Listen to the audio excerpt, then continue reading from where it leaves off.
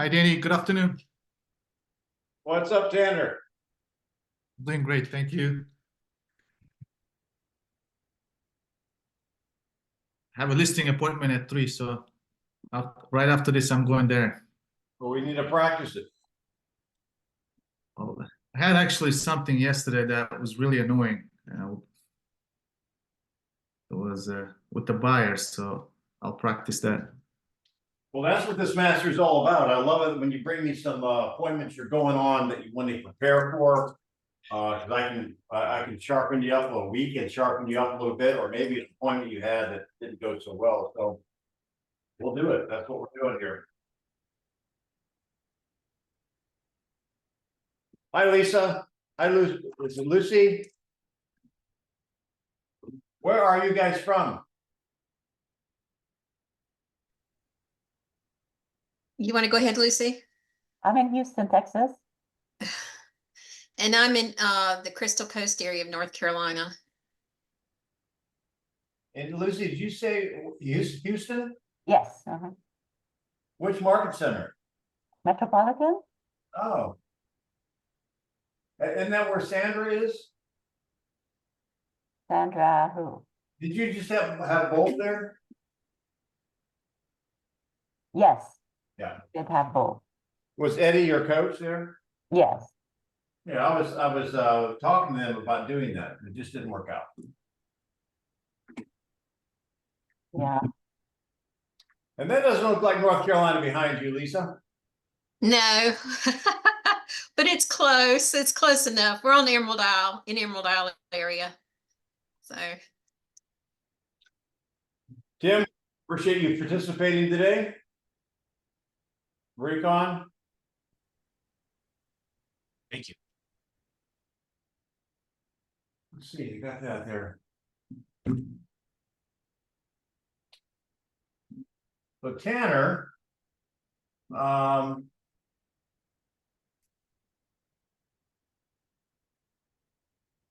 making you co-host in case I get a little bit busy. You can let people in, okay?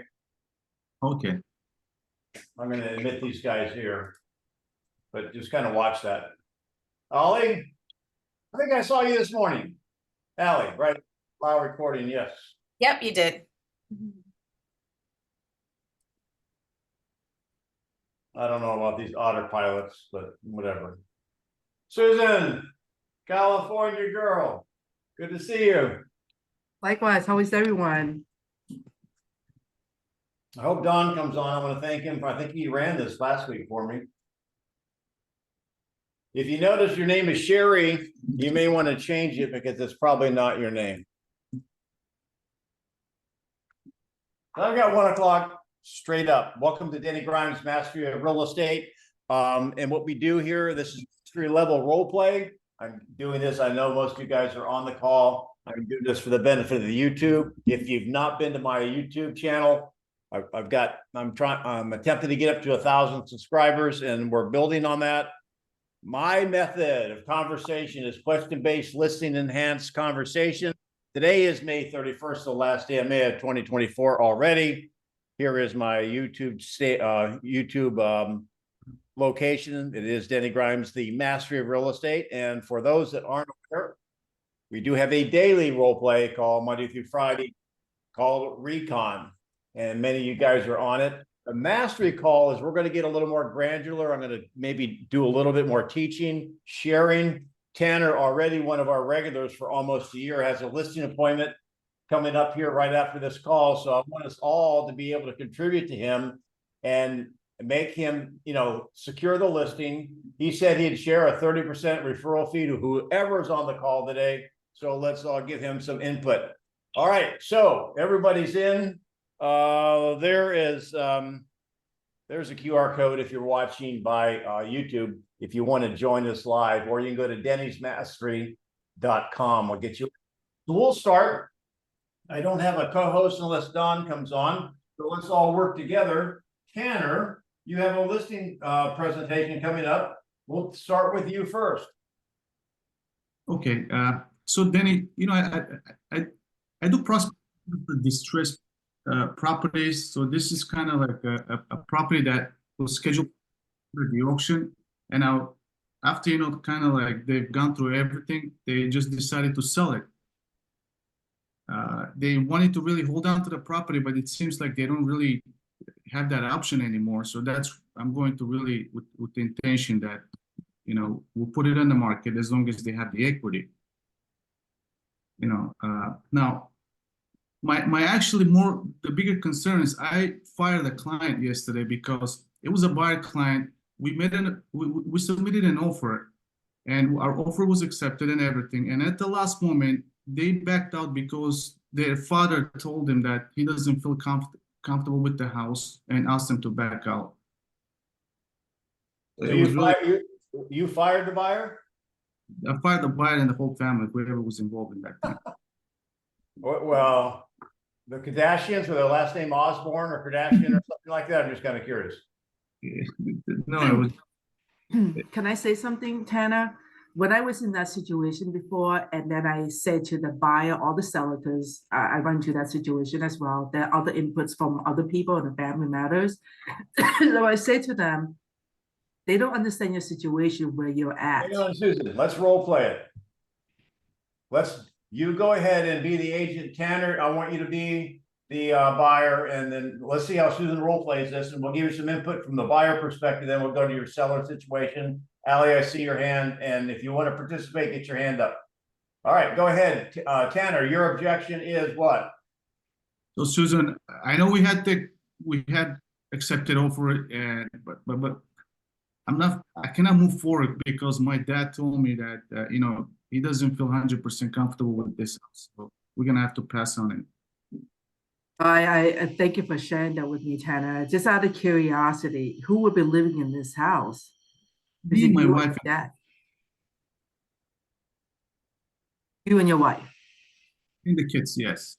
and the kids. I totally understand your dad has an input, but just out of curiosity, what makes him feel uncomfortable? I mean, you're writing an offer, you got accepted. You know how hard it is to get an offer accepted these days. In what situation is he saying that he's feeling uncomfortable? Is it you that's uncomfortable, or he's saying he's uncomfortable? Well, Susan, he was gonna, he saw the house too. In the beginning, he liked it, but for some reason now he feels that it's too small. And he mentioned he's willing to give us even $50,000 more to look for something bigger. Okay, so do you think $50,000 is going to get you something bigger than what you want? I don't know, to tell you the truth. It's a good, we saw so many houses like this one, but Yeah, so Tanner, I think maybe we could revisit, and maybe we could have a meeting of the mind between you and your dad. I mean, ultimately it is you that's making the bulk of the decision, right?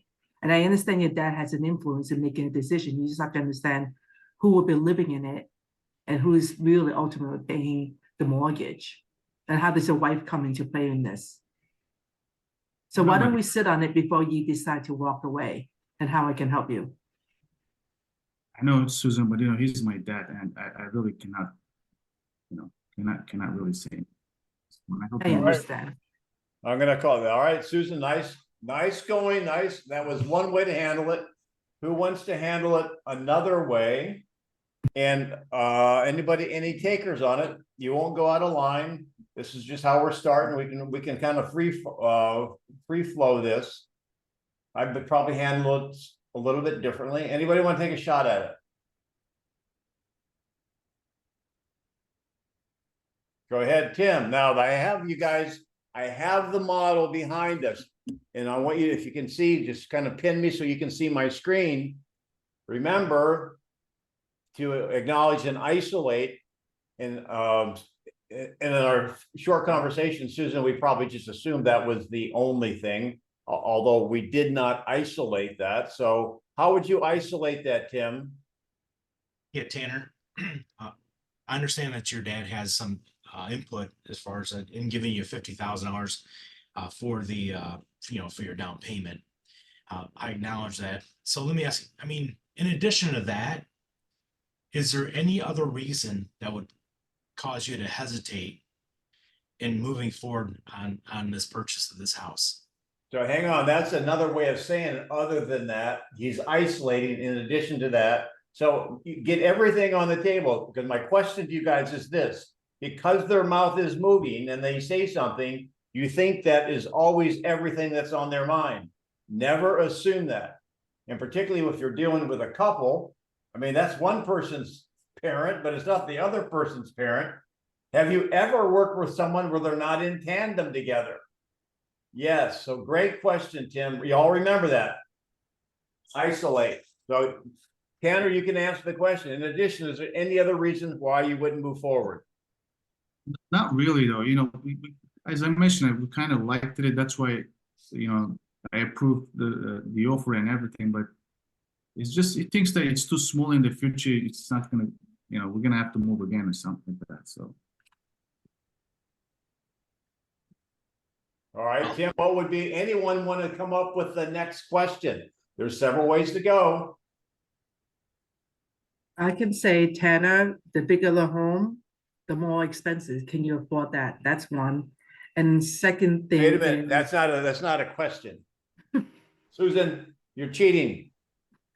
What is the question? When do you plan on upgrading from this house? When in the future are you planning on moving, or how much space do you actually need right now? Well, okay, there's a couple of questions there. So, all What right. does your wife think? That's an interesting. Well, okay, so That's the best one. how would you ask that? They're both there together. Now Well- that's going right to the point really fast. How would you ask that question and get away with it? Because you can ask a question and write, and it all depends on how you ask it.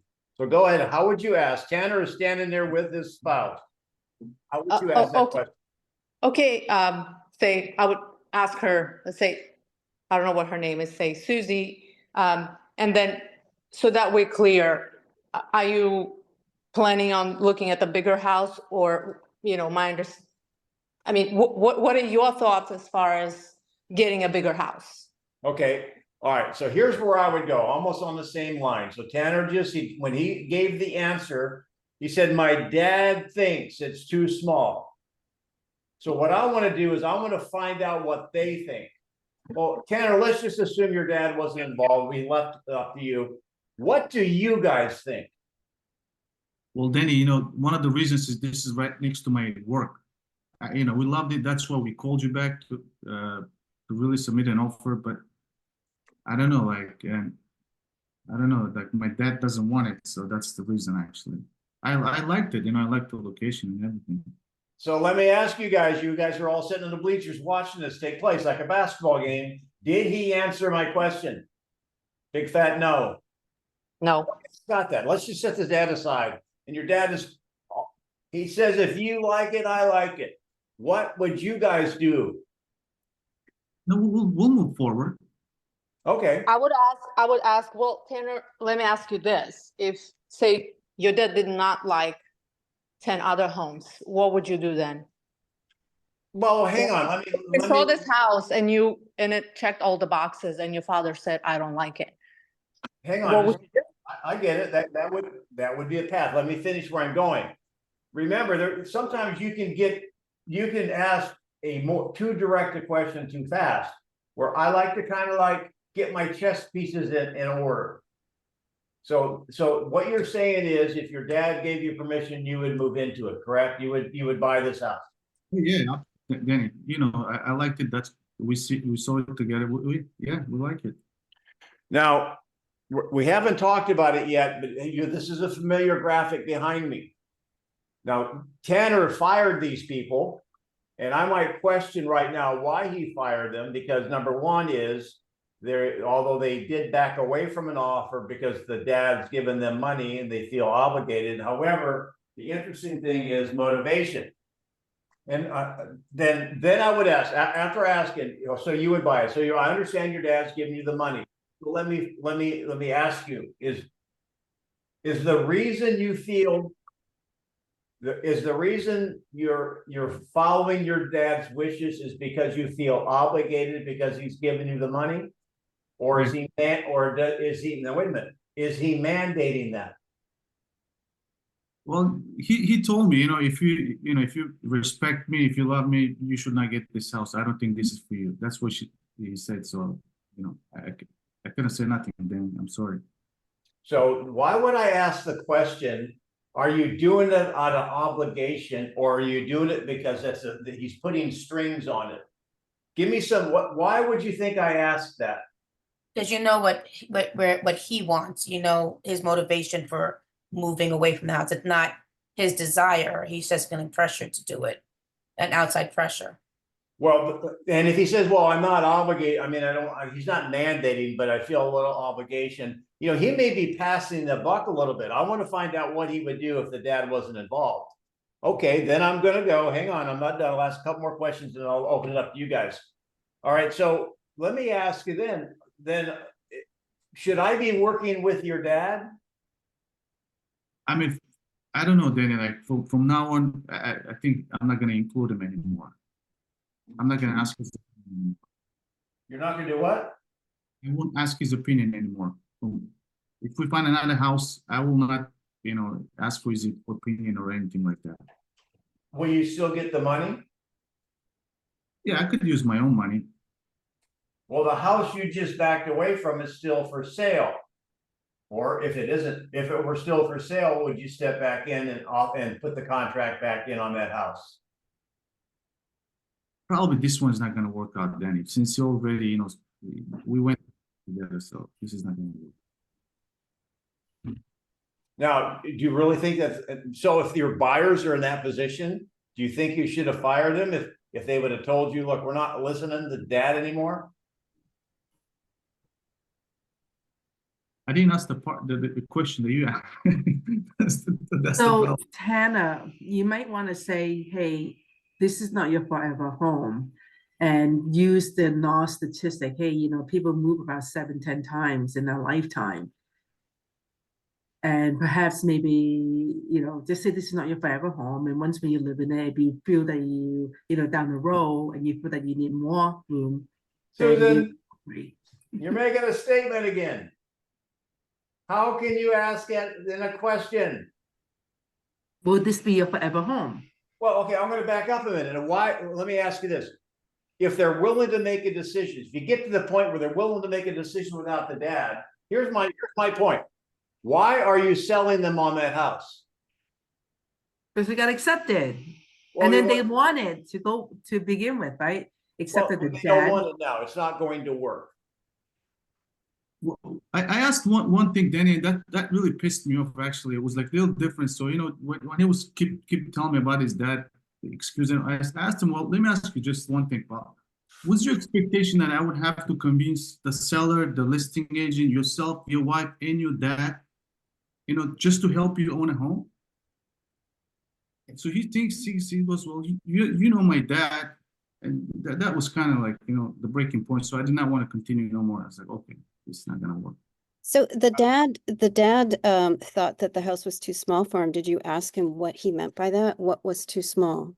I tried speaking with the guy, and then he's like, I have a doctor's appointment. I tried to call him just to find out why he thinks it's small and all. He's like, I have a doctor's appointment, I cannot go today, and this and that. So it was kind of like mixed feelings, and that's, I guess it happens, Tanner, now could it be that that's just an excuse and they just don't want this house? Could it be another issue why they're not buying it? The house, they came, we submitted an offer, they did not accept it. Then they came back next week, they said that we want to go above. So they're the ones who came back for this house 2 times already. And that's the reason I really got pissed, because it's not like a house we just saw and they liked it. They weren't sure. And yeah. Well, let me put a bow on this. We'll go on to something else, Tanner. I think here's the deal. I probably would not have fired them if they had motivation. I would set a ground rule. If the dad's going to be involved, I'm not showing a house until the dad gives it approval. Yeah, that's a good one. So we'll Can go I, back can I suggest, is it naive to try and offer a meet with the dad? Like how do we get dad on board? What are the things that he likes? did he share with you more information about that? Like, how can we get him on board? Would that be a good That's a good question. So conversation starter? house, the entire family came. The dad was there too. He loved the basement and this and that. So the dad was there. That's why I really couldn't understand why now he thinks it was too small. That time he liked it. Then those people came back and they asked me to, kind of like really get the house for them. I was back and forth. We got it accepted, and then now they backed out, saying that Well, again, there's a rule in on what we do, you guys. You have to have all the decision makers present when the decision is being made. And it doesn't have to be spouse or significant other. It can be family member or whatever. So evidently you didn't know that you had all the decision makers there when you originally started the process. So clarity is power. So next, let's go to a couple of hands. So Allie, you had your hand up right away. And we'll come back to your seller for your listing presentation here before we're done, Tanner. Allie, what are we doing? I just came back from a soft listing appointment, seeing the house, talking to the people, they're friends. It's a complicated thing. And I was just looking at the house, introducing myself, and the conversation came up about commission. They asked about the price of the house. I said, I need to do comps and we need to compare apples to apples and blah, blah, blah, blah, blah, blah, blah. Well, what's your commission? I'm like, well, we'll discuss all that when we sit down, we'll have a formal meeting.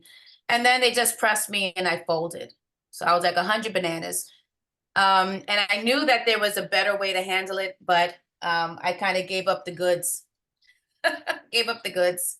Okay, so I'd like you guys to participate. So you can be, you know how to be that potential seller, right? Mm-hmm. So Tim, you have your hand up. You want to be the agent in that situation. Let's see how you, and if anybody else wants to go, we'll run it a couple different times here, how you would handle those questions. So again, just to set it up, you're at a friend's house, it's casually, soft listing. I've never heard that term before. I've heard of soft markets before. And so you are saying, you're going to ask Tim the question. Tim, you're there. Allie, I'll set up a 2-minute role play here. Go. Allie? Yep, Tim, thanks a lot for all that. I thank you for coming over to see the house. What do you think? What do you think it's worth? Well, now let me ask you, have I actually gone through the house and everything? Yeah, we walked through, we were just chit-chatting. It was a face-to-face get together, reuniting old friends, yeah. Sure. Well, Allie, what I think your home is worth and what other people think your home is worth means absolutely nothing. The only thing that matters is what is the buyer willing to pay for this kind of home in this area at this time. Does that make sense? Yeah, I guess that makes sense. So, I mean, well, can you tell me how much do you charge in commission? I know I got to pay something. So what's your fee? What's your fee for me to get this done? Well, my fee that I charge, it's all based on the work that I provide.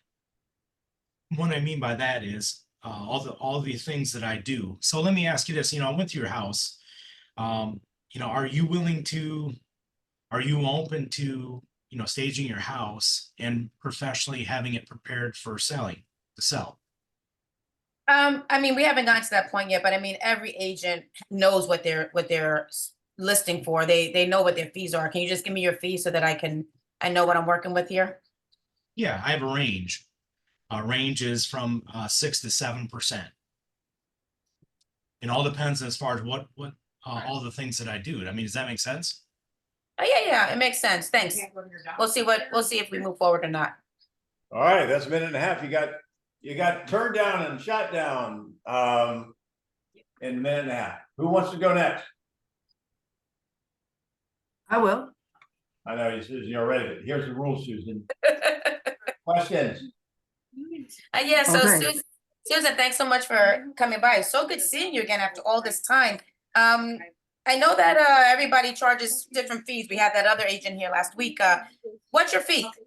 You know what? My fees are negotiable, Ally, and truth to be told, I don't know what I'm competing with, and some agents may give you a lower fee and do less work. What is it that you're looking for?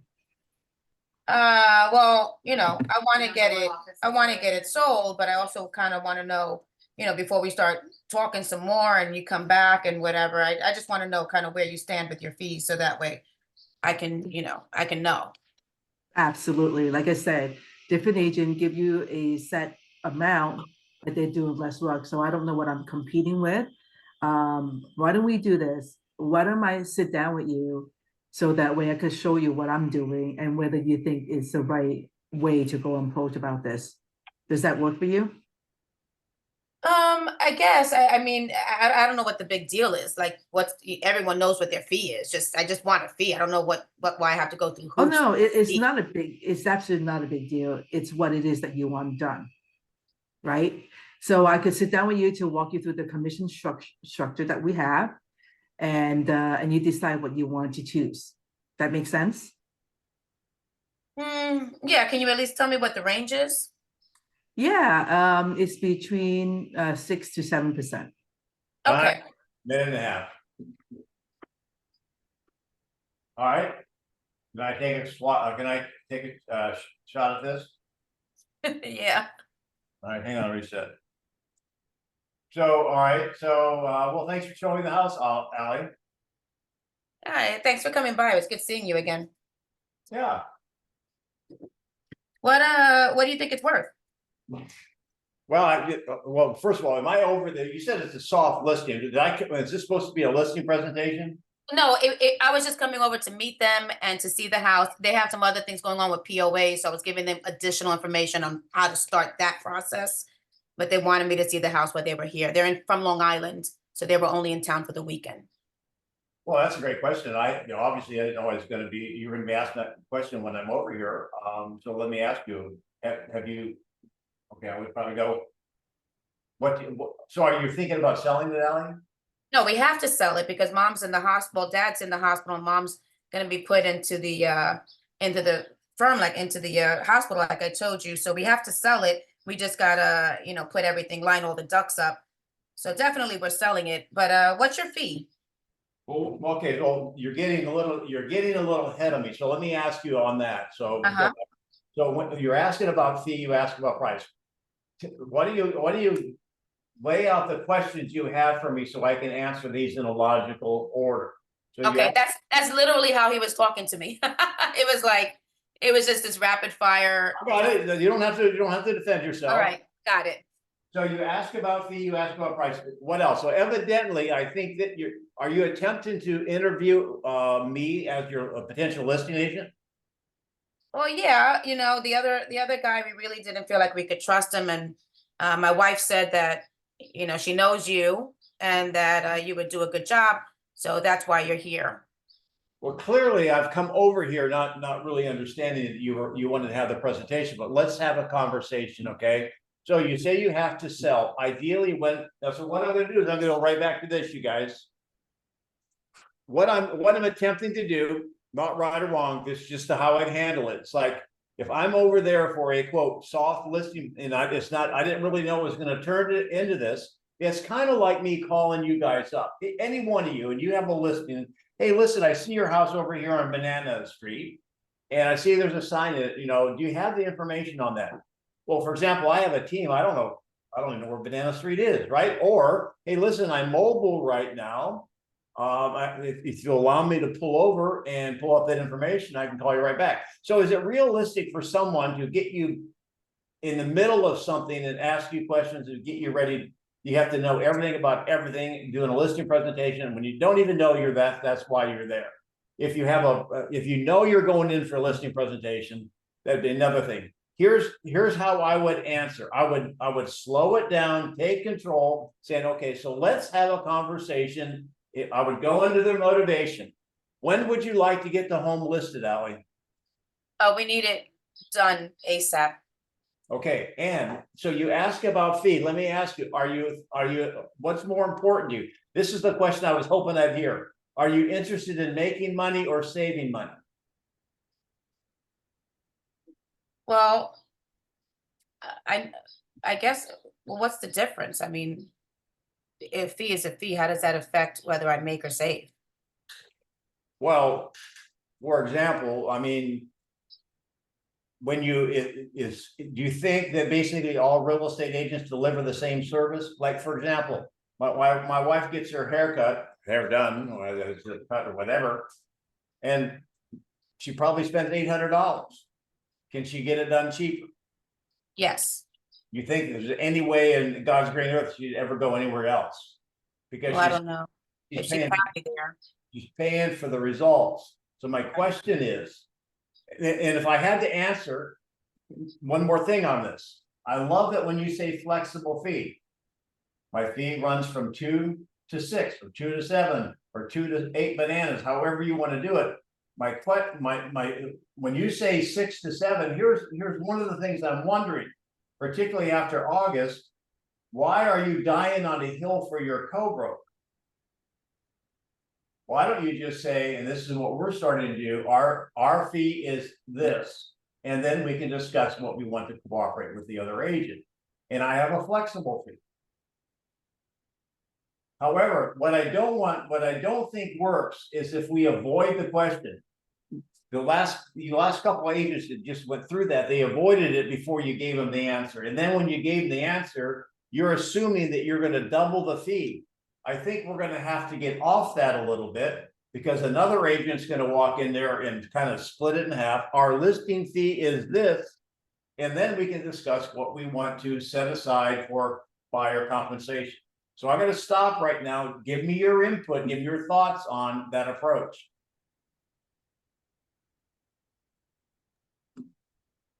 Danny, I like the fact no matter what, you always kind of brought it back to motivation. You know, even though she was trying to, bring up the fee and all the other objections, and I guess I like that, regardless of how tough. Okay, who else has a comment on that? Hey, Danny, can't we go back to, gosh, Mr. and Mrs. Seller, the great thing is we have choices. You have choices. Do you like choices? Yes. And then we have one package where if I'm the only agent involved, we're at 4.5%. We're at 4.5 bananas. We have other packages available where other agents are involved. And if you want a lead package, it's this. So here they are. Which choice would you like? Which one do you want? You sound just like my wife when you say everybody likes choices. So the issue is this. Do you see our listing presentations evolving away from it's 6 bananas or $6? I just say $6, and you then are assuming that you're going to pay $3 to the buyer's agent. You see us moving away from that conversation that way. Yes. Yeah. So what you want to do is you want to have a menu of services and talk about your fee. Our fee for the listing and all the things we do, here are the menu. It goes from $2 to $4.50. And then once you elect to hire me, we'll talk about how we set up buyer agent compensation. I think that's how it's going to be evolving, because we're not going to be able to put in that mandatory, co-broke, this, that, and the other. So Susan, would that make sense in your market and the same with Tim, you basically assume, like we always do, it's going to be 6 or 7, and you're already doubling or halving or putting money in there for the buyer's agents. What do you think of that? I like your approach that's coming up. However, typically, but now I was told not to do anything until when August comes, right? So when I have the commission, I pretty much flat out say, this is what I charge. And it depends on what you want. And when I discuss my commission, this is after going to the presentation and all that's of my value or what I'm worth. And then if they want me to lower my commission, that's when I decide whether I'm gonna take it or I'm just gonna bend over. I've also said, in speaking to people in general, I've said, this is my fee, right? And in this fee, I am going to list your home, market your home, get your home sold, and find you a buyer and get that buyer to the finish line as well. Do everything that I need to do. If somebody else were to procure a better offer than my buyer, or if somebody were to procure a buyer, then I would share that portion of my fee with that buyer agent. I couldn't follow that.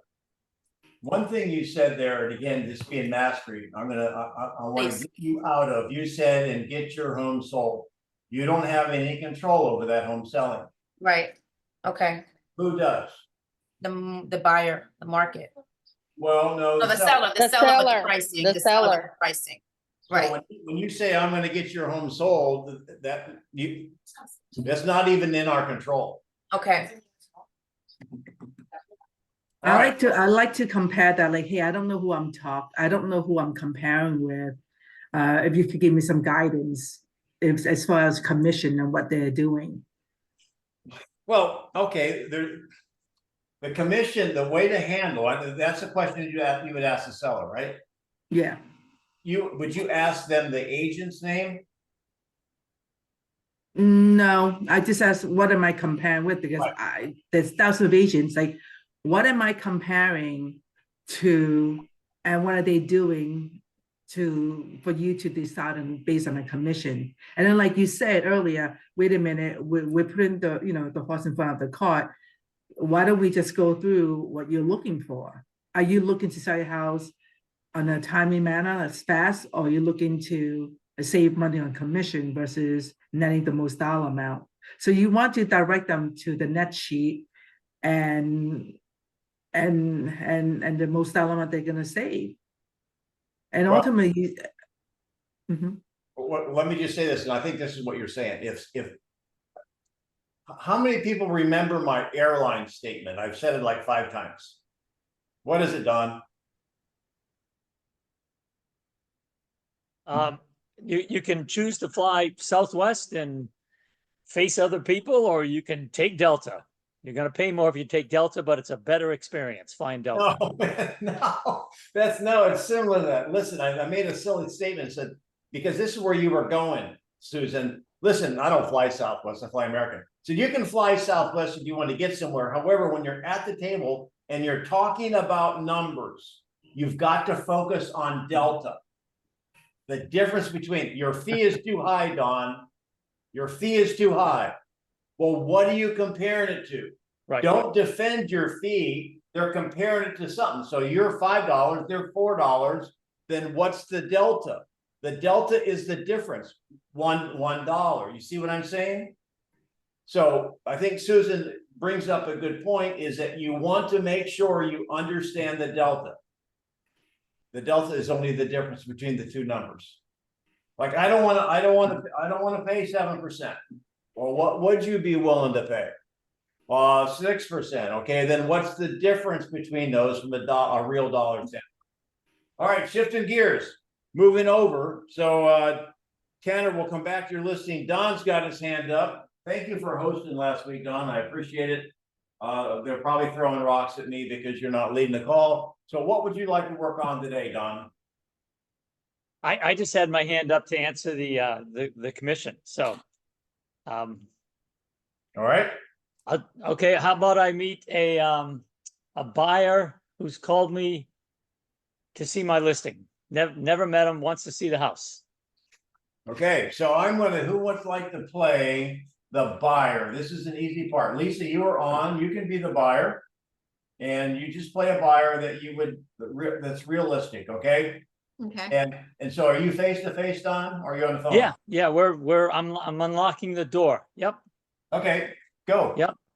So Lisa, thanks again for calling about the house. Let me get you in the door here, and as we walk through, hey, have you heard of the talk at all about real estate fees and what's being talked about around the country? Are you familiar with any of that?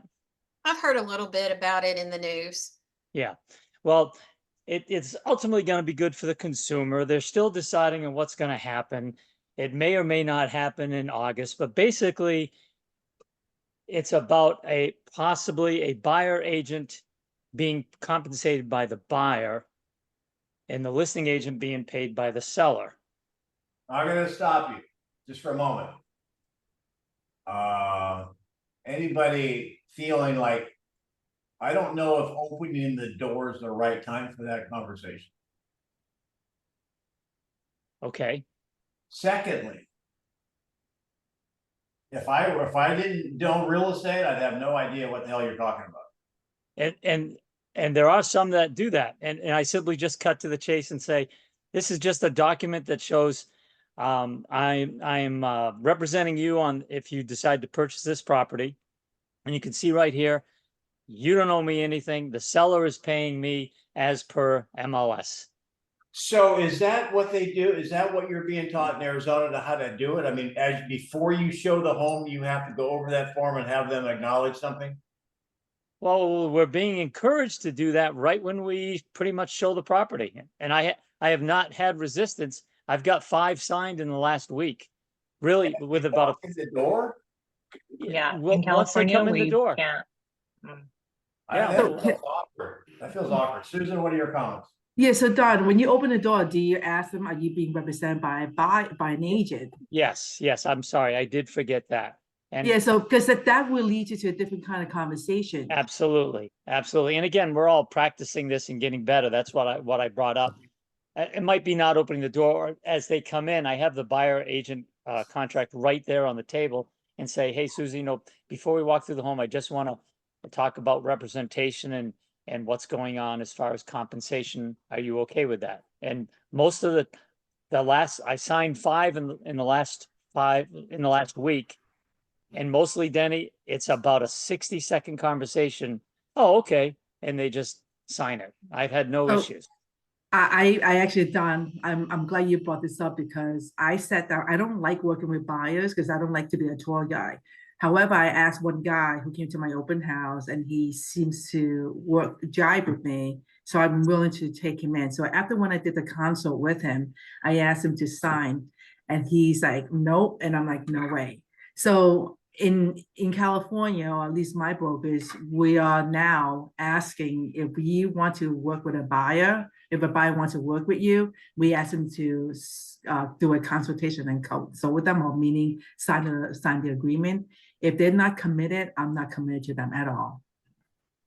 The agreement. In my brokerage, Denny, it is mandatory that we get the buyer broker agreement signed on the first time we meet a buyer. So let me ask you this though. Let me ask you, does that obligate them beyond that one showing? Does that obligate them that you're right now representing them for 30 days, 60 days, 6 years, what?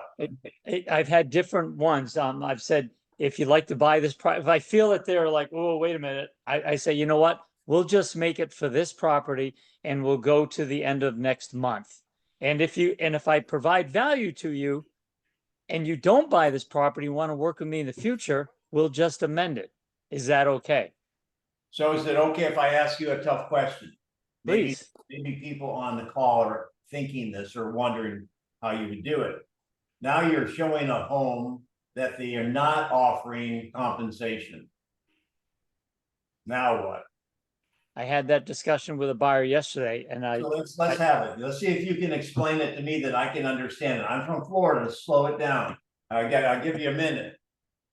Okay, so where are we? Go ahead, start. Well, I don't know. Whenever you bring it, maybe you'll let me get in the front door before you lay it on me. But let's just say at some point early on, you're bringing out the paper. Go. I'm going to time you. Okay, so Denny, this agreement shows that I'm going to represent you, and you don't owe me a thing. I'm just as of right now, I'm just getting compensated by the seller as per MLS. No, the seller's not compensating you. Oh, the seller is not compensating me. Great. Well, in that case, after August, I can obviously ask the seller to compensate me. And if you feel I can get this home for you at a good price, would you pay me something? Well, sure. I'll give you a quarter. Okay, great. Here's the pen. Go ahead. So, I mean, all right. Anybody else practicing this? It's amazing you had 5 signed as you're showing the home. It's good. It's good that you're figuring out what works, doesn't work. So I would say, like the day that I meet with the buyer and I consult with them, I said, this is required by now. It's required from our brokers that we have an agreement. So that way I'm dedicated to you and you are dedicated to me. And I would go through the whole show, song and dance with them. And if the seller does not compensate me, this is the commission I earn. This is, are you willing to pay me a commission? Are you willing to pay for my services? Professional fee is probably better. Yeah. Mhm. Well, I can tell you right now that the Florida Association of Realtors has a buyer brokers agreement. They're modifying, but even the old ones, like 3 pages. Hmm. In my opinion, the one that I'm going to feel the most comfortable if I had to modify it will be 1 page. So, all right. So I see some people there. We're going to come to Tanner here in a second, but who has, I guess, Lucy, you got your camera on. Lori, you've got your camera and your hand up. What would you like to do, Lori? Well, I did want to answer the question about the what we were just talking about. What I do is I don't ask them if they're willing to pay a commission. I tell them what my fee is. Right? And this is our contract. We require all of our buyers to sign this contract. The first step is to sign the contract. Our fee is whatever the fee is, and then that's that, and move on from it. If the seller, there will be some cases where the seller doesn't cover my entire fee, and in that case, we can talk about that. There are several options for how we can get that covered. Does that make sense?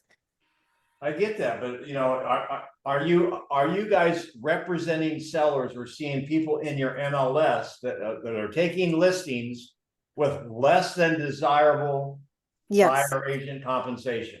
Yes. So therefore, you're going to have them sign something that's going to at least get you to your required minimum fee. Which we do. So our fee is 3%, and listing agents are now coming on MLS for less than 3%, which is fine. I have a because- question, Yeah, Lori. I don't know how you guys experience that. Yeah. And this came to, if we're, okay, let's say that you're asking for 2.5%, 3% from a buyer's Right. a fee. And the Yep. buyer obviously is not gonna pay you out of their, pocket. They're gonna rope it into their mortgage, right? right. And Denny, I don't know if you guys can help me here understand this. How would that come appraised? So one of the things that I do is, because they'll say, oh my gosh, what if I can't cover the 0.5%, right? So I will say to them, look, 0.5% on a $450,000 house is, let's say it's $22,000. It's $2,200, right? So every $1,000, it's $6 additional on your mortgage. So in this case, it would be $12 you'd be paying if you wanted to include it in your mortgage. Well, I'm not talking about that. I'm talking about, let's say, well, I have a different set of numbers, right? We're working millions here. Yeah. So let's say if $1 million property and my commission is XYZ, let's say $1,025,000, okay?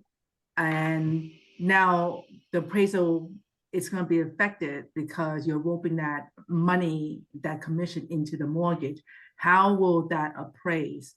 We're going to run into the appraisal dilemma here. Yeah, so that's a good question. So what we've been doing here is putting in the offer that X amount is going to be used for the cooperating broker compensation, so that it's very it's noted and obvious, and then that transfers into the P&S. All right. Well, before we get too deep into that, I don't know that that'll affect the appraisal, and we'll have to see how that goes. We have time. We have time to perfect this. Right now, we've got a regular here that has a listing appointment. I want us to put our hats on so he gets the listing, so he shares the referral fee. We're going to have a pizza party or something next Friday. So, all right, Tanner, set up the situation. The seller is what? Well, typically, Denny, these appointments, they always think that their home is valued at very crazy prices, right? So, and they feel like they have these equities that they don't actually. So it would be a seller who is in a tough situation and they feel like their home is valued at very high price, and they would most likely challenge my fee as well. So that's the scenario. Just so they can really walk out with some money out of it. Well, you know me, I'm pretty simple on this, so I'll let somebody go next. I go first, and I'll show you my style, and let me see your style. All right, so where you want to get your home on the market, correct? I mean, it looks like we have to, yeah. We have no choice. Okay, and all right, so are you living in a home, or is this an estate property, or what? We live in a house, and we're gonna have to sell it so we could, definitely relocate somewhere else. Okay, so I'm not going to go into all the questions of motivation. You're going to know that. Okay, so basically, then what do you believe the market's going to deliver for you on this home? Well, Danny, the numbers you show me, I don't agree with those. Respectfully, I know you're the agent, but I think my house is worth way more than that. I follow the market. All right, hang on a minute. So what did I show you? If you're taking notes, if you're not paying attention, pay attention now. The most important thing that I want you guys to walk away from a mastery level, there's only 3 things we know going into a listing appointment. Only 3. Number 1, we know what is sold. Number 2, we know what is active. Number 3, we know market trends. Any questions on that? So what I showed him was what was on the market. I showed him unsuccessful sellers with a competition, and I can talk about trends. I can ask him what he feels the market's doing. So when he makes the statement, I don't agree with what you've shown me, there's no flipping way he can disagree with it because it's all facts. When you start pontificating on what you think it's worth, now you're guessing. You might as well have a Ouija board or a crystal ball and one of those turbans on your head. Stop predicting the future. Any questions on that? We do not know what tomorrow will bring. So, Tanner. One question, Denny. Yep. Would you bring up the pendings as well, saying, well, this was the list price that attracted the buyers. We don't know what they sold until they closed. Sure. Yeah, Okay. technically speaking, or you could bring up the withdrawals or whatever. Okay, so Tanner, so if you walk in there and just show that, then I'm going to say, here's basically what is sold. Here's our competition. Based on this, where would you like to position your home? What are they going to say?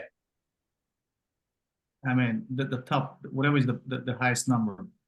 Well, okay, so give me your numbers. 700,000. How much? 700,000. Did you say 300? 700? Yes. Okay, well, if I have 1 bedroom, no bath for Susan. Okay, 700. Now, it does not matter what. Number 1, does this seller have motivation, guys? Yes. Can you say within 100% certainty that it will not sell at 700, Tanner? We don't know 100%, but No, most. I'm not in a role play right now. I'm asking you as the agent. I don't know, Denny, but very likely they won't. Very likely you won't, but we don't know. No, that's not the question. Can you say with 100% certainty it will not sell at 700? I can. If you, is that a can or can't?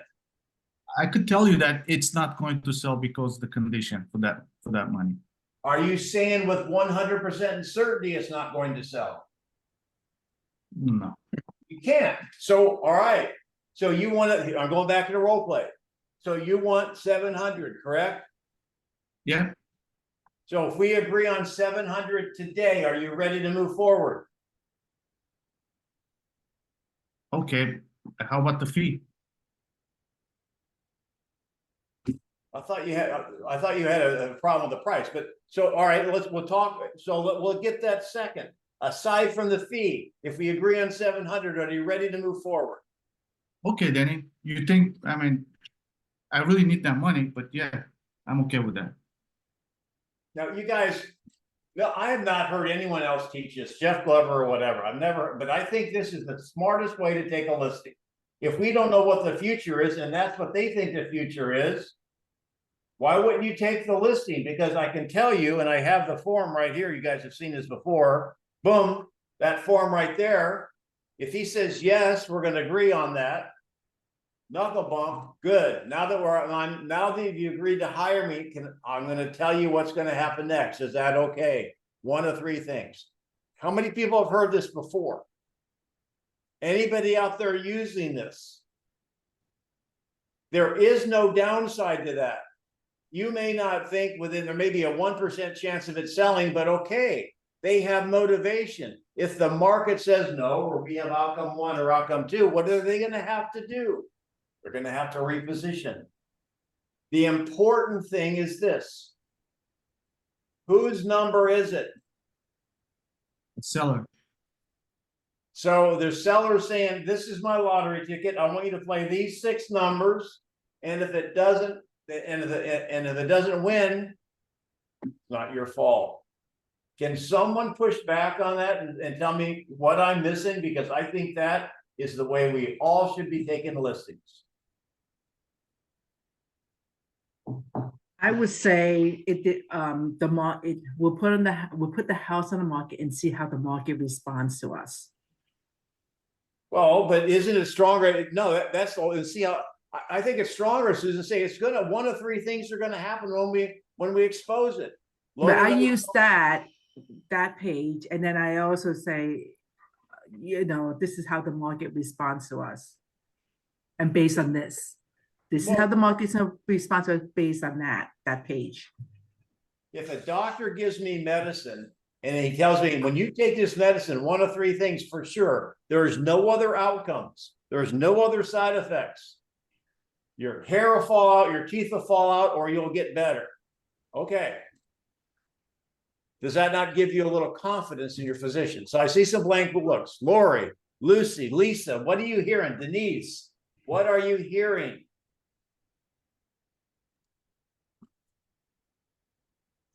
What are we hearing? I mean, that's exactly what I do. If that's the price, the 700,000, I would say, okay, let's move forward with that. Your comps are 500. I won 700, Lori. What are you going to say to me?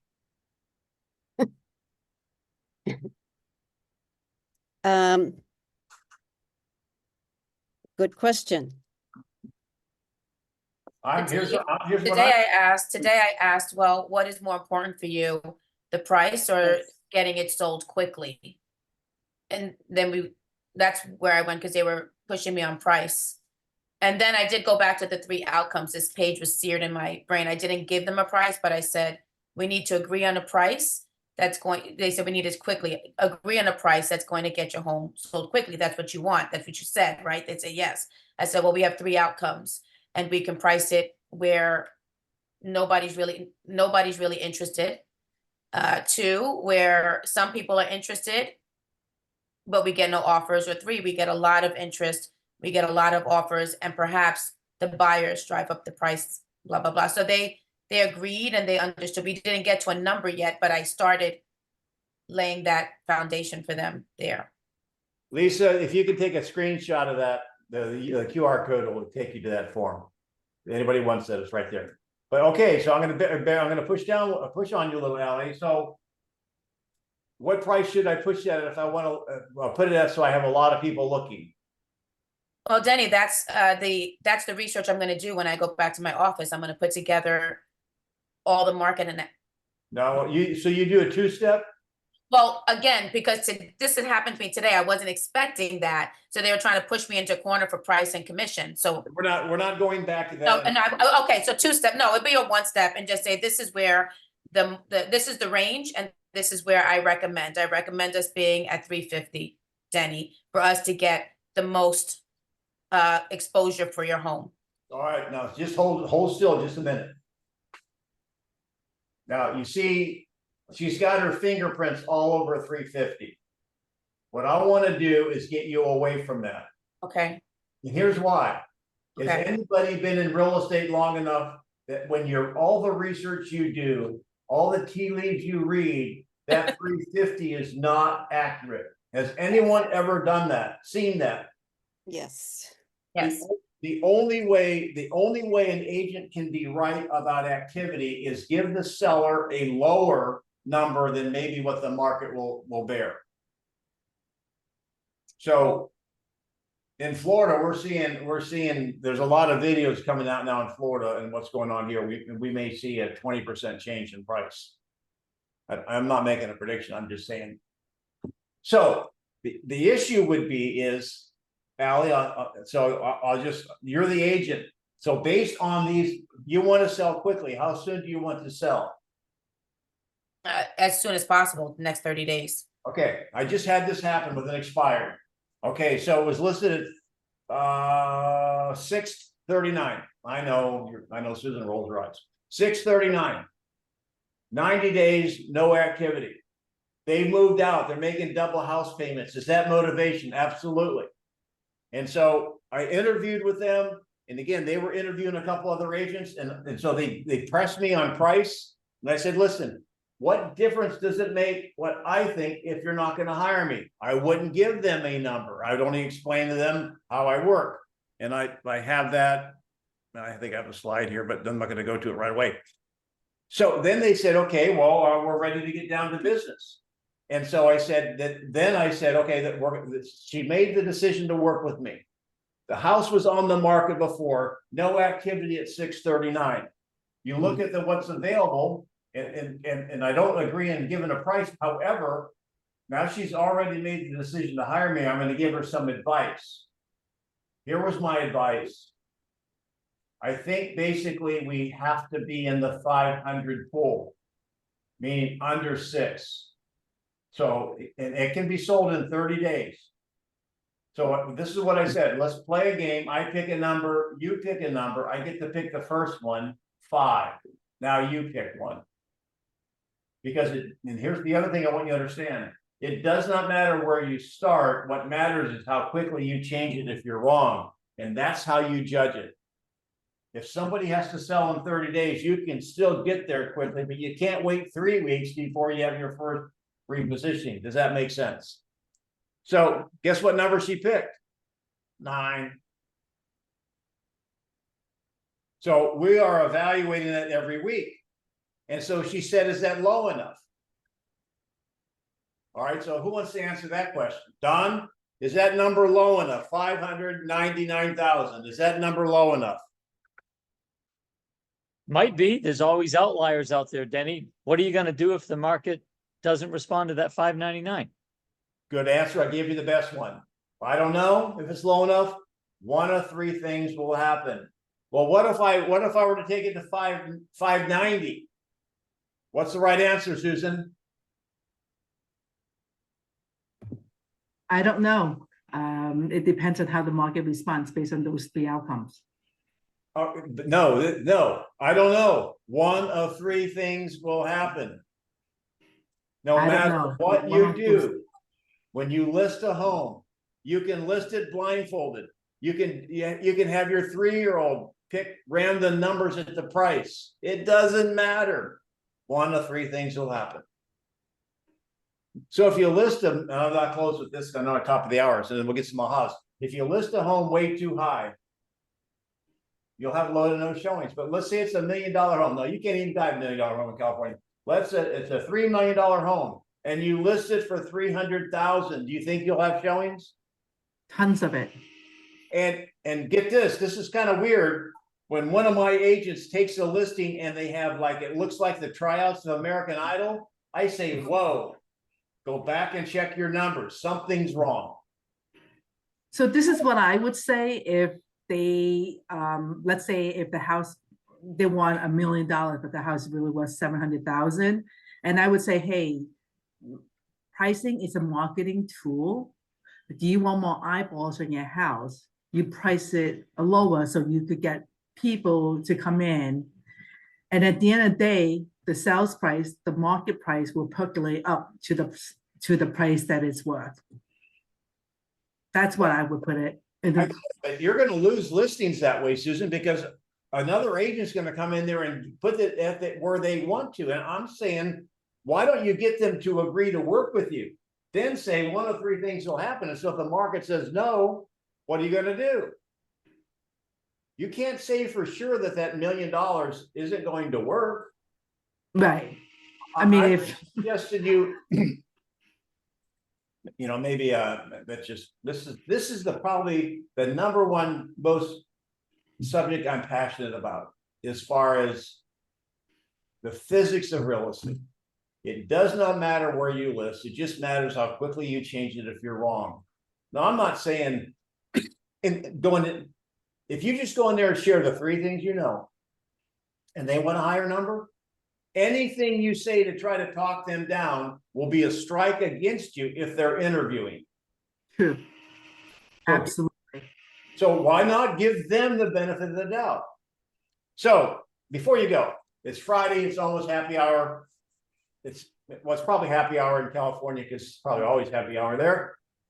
Anybody have an aha today? What did you learn today? You guys, I feel like I preached to you, and I'm sorry that I didn't take up an offering. Did anybody hear something today that was worthwhile?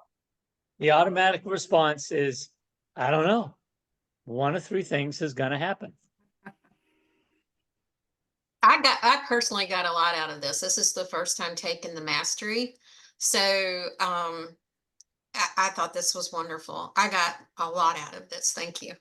You're welcome. This will be posted on my YouTube channel. Go and subscribe. Whoever gets to be the 1,000th person, I'm going to give you 2 tickets to Greece. I love that. I love that movie. All right. So, any other ahas? You don't have to argue with the seller. You don't have to even make your point. The market's going to make the point. Right. So with the pricing, we don't know 100% that it's not going to sell at that price. Get the listing and let the market kind of spank the seller. Thank you for that. Can somebody quote this? The most important thing I think I said today, and Tim, that was a joke. You could have laughed. The most important thing that I said today was this. What are the 3 things we know? Sold, actives, and trends.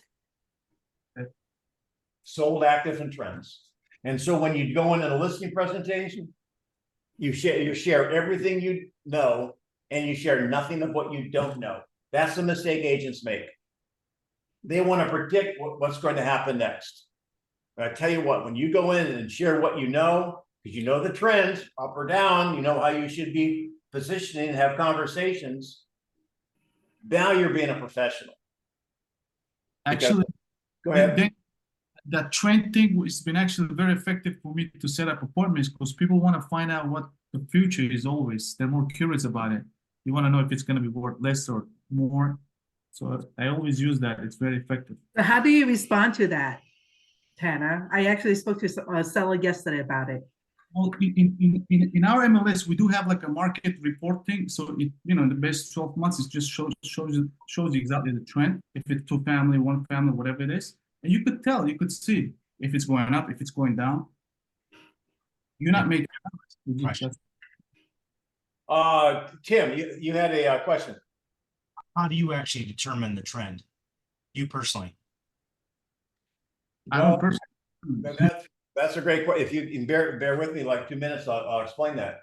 I do a lot of sourcing on the market. So your MLS is your best friend. You can go. We have Stellar, we have a Matrix or whatever. You can go into MLS and just.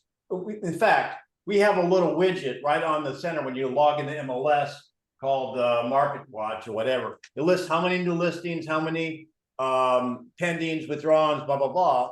You can take a glance at that.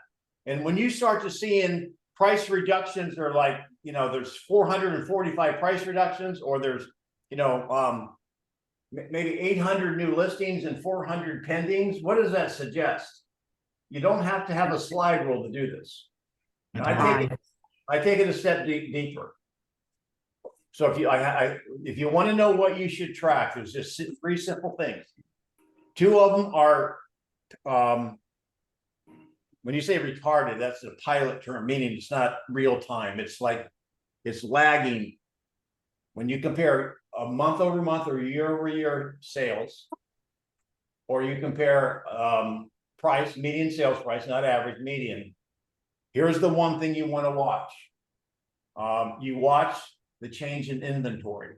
Inventory is the only real-time indicator. just a quick example, you guys. I'm in Florida. We have hurricanes that come in every now and then, you know about.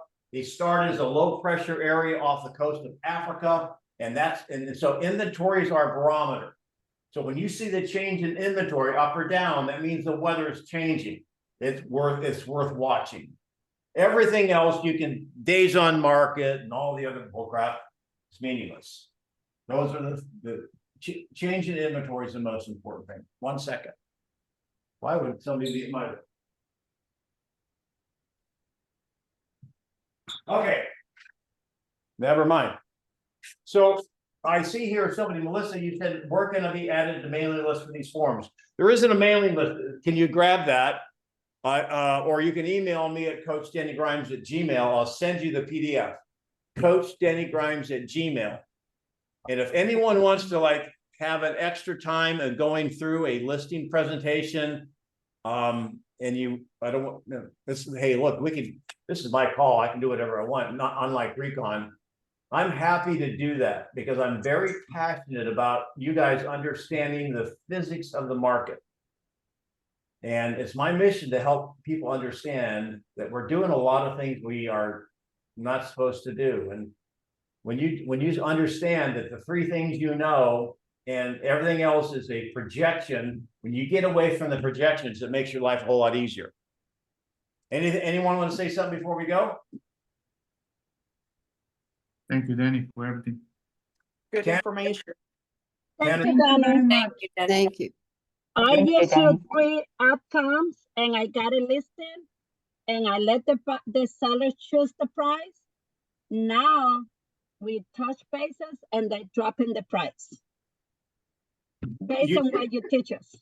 Listen, that form should be used on every call. Every week you call, you take a picture of that form, which they've initialed right down here, and you send it to them. And again, I can tell you that I'll give you one more little tidbit. When you do your follow-up calls, there's 3 things. I'm looking for the 3rd M. One is you're going to give them a market update.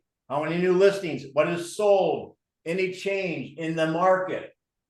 That's 1. Number 2, you're going to give them a marketing update. You're going to tell them based on the things you're doing, what results you're getting based on the internet, how many hits, virtual tours, blah, blah, blah. Telling them what you're doing is not important. It's the results. Oh yeah, I sent out a bunch of postcards. I did that. No. You've got the internet as your friend. There's all kinds of information there that would help you say that the marketing is working. So it's marketing. And then the 3rd thing you discuss on that call, are we repositioning? What do you want to do? It's never a price change. It's repositioning, because the bottom line is, and we're starting to see this, our prices in Florida are falling. And so when you have to have conversations with sellers about that. Anybody else here seeing that in their market? Yeah. No. Mm-mm. Well, I'm seeing a price reduction, but yet inventory is very low where we are. And sellers are pretty much staying at the price. So it's a combination of everything. Low inventory. Well, Florida saw, since COVID, I can't say Florida, my area of Florida had 65% change, rise in median sales price in 3 years. So sellers now are having to give back some of that money. And I told them, I gave a speech in March, had 1,200 people there, all paid $65 to be there. And I told them that, listen, you're gonna have to give some of the money back, and we can have next Friday, we can have some conversations. If you're starting to see the market change, sellers have been at the slot machine and winning for the last 3 years. Big win. So if you're basically up 65% and you have to give 20% back, are you still winning? Yes. Mhm. So anyway, thanks for being on. It's Friday, and I appreciate it. If you haven't been on my YouTube channel, go there, subscribe. If you want that form, you didn't get it, coachdennygrimes@gmail. Love you, mean it. Be careful out there. And if I can help you, send me an email. Have a good weekend. Thank you. Thank you so much. Thank Thank you, you. Denny. Thanks, Denny.